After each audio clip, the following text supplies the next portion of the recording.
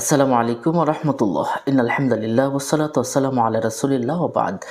সুপ্রিয় সম্মানিত দর্শক ও শ্রোতা, আমার কাছে অনেকেই প্রশ্ন করেছেন যে হুজুর, শত্রুতা থেকে কিভাবে মুক্তি পাবো এবং ষড়যন্ত্র, মানুষের ষড়যন্ত্র থেকে আমরা কিভাবে মুক্তি পাবো, এই বিষয়ে আমাদেরকে যদি জানাতেন।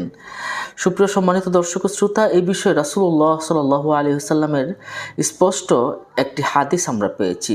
আবু মুসা আশআরী রাদিয়াল্লাহু তাআলা আনহু থেকে এই হাদিস বর্ণনা এসেছে যে রাসূলুল্লাহ সাল্লাল্লাহু আলাইহি ওয়াসাল্লাম যখনই কোনো বিপদের সম্মুখীন হয়ে যেতেন, ঠিক তখনই এই দোয়াটা পড়তেন। সুতরাং আমরা এই দোয়াটা পড়তে পারি। আবু মুসা আশআরী রাদিয়াল্লাহু তাআলা আনহু এই হাদিসখানা বর্ণনা করেছেন। সুপ্রিয় সম্মানিত দর্শক ও শ্রোতা, মেশকাত শরীফে রয়েছে এবং ফি সানাদিন সহিহিন আবু দাউদ শরীফের সহিহ হাদিসে এই দোয়াটা এসেছে। দোয়াটি হলো, আল্লাহুম্মা ইন্না নাজআলুকা ফি নুহুরিহিম ওয়া নাউযু বিকা মিন শুরুরিহিম। আমি আবারও বলছি, আল্লাহুম্মা ইন্না নাজআলুকা ফি নুহুরিহিম ওয়া নাউযু বিকা মিন শুরুরিহিম।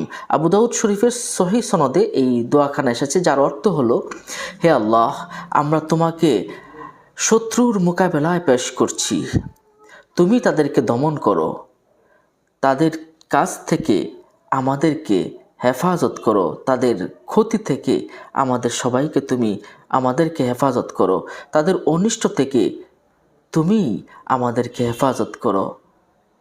সুপ্রিয় সম্মানিত দর্শক শ্রোতা, এছাড়াও আরেকটি দোয়া আল্লাহ পাকের কাছে আমরা করতে পারি, এটা নামের দোয়ার মাধ্যমে। সুপ্রিয় সম্মানিত দর্শক, রাসূলুল্লাহ সাল্লাল্লাহু আলাইহি সাল্লাম নামের মাধ্যমে আমল করতে বলেছেন। যেমন আল কাদিরু বা ইয়া কাদিরু। কাদিরু শব্দের অর্থ হচ্ছে হে শক্তিশালী। এই নামটি যদি আপনি বেশি বেশি পড়েন, তাহলে আল্লাহ পাক রব্বুল আলামিন আপনাকে শত্রুতার হাত থেকে দমন করবেন এবং সমস্ত ষড়যন্ত্র, আপনার বিরুদ্ধে যত ষড়যন্ত্র আছে সমস্ত ষড়যন্ত্রগুলো ধূলিসাৎ করে দিবেন। সুবহানাল্লাহ। তাহলে এই দুটি দোয়া পড়বেন। আল্লাহ আমাদের সঠিকভাবে আমল করার তৌফিক দান করুন। আমিন।